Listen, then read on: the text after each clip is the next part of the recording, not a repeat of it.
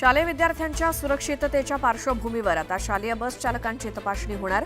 शालेय शिक्षण विभागाने घेतला महत्त्वाचा निर्णय.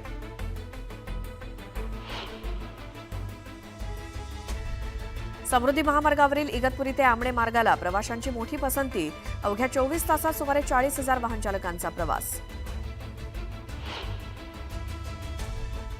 आयटीआयमधील विविध अभ्यासक्रमांचं सुधारित वेळापत्रक जाहीर. सुधारित वेळापत्रकानुसार आता 26 जूनपर्यंत करता येणार अर्ज.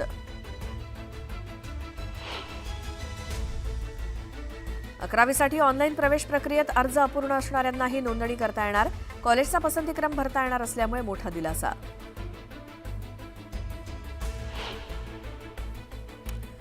मुंबई पुणे द्रुतगती महामार्गावरील प्रवास अधिक वेगवान होणार. 6 पदरी असलेला महामार्ग 10 पदरी करण्याचं नियोजन. प्रकल्पासाठी 14,000 कोटींचा खर्च अपेक्षित.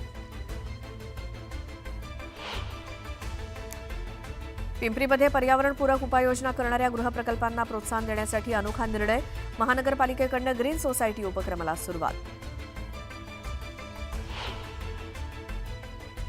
मान्सूनपूर्व पावसामुळे नाशिकमध्ये मोठं नुकसान. 1,469 गावांमध्ये 35,757 शेतकरी बाधित.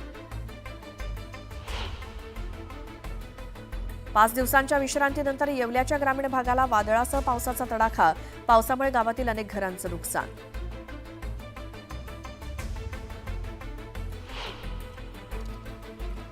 यानंतर